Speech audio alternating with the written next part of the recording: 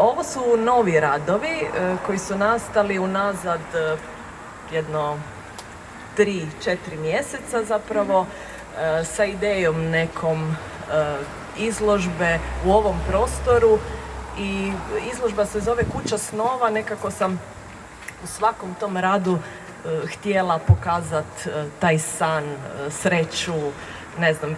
Dok budete gledali, malo se zadubite, možda nešto ćete tu i pročitati, pronaći neku skrivenu misao.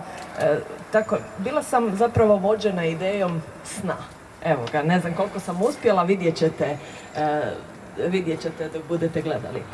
Evo već 23 godine se bavim slikarstvom, sad mi se to čini onako kad si ti rekao kao wow, baš je puno, ali stalno mislim kao igram se i pronalazim nešto novo. Evo 23 godine nekako rukopis se mijenjao, međutim uvijek je to vrlo slično, razigrano, uvijek je to ista tehnika sa malim pomacima jer onako valjda sazrijevam, valjda. Svi.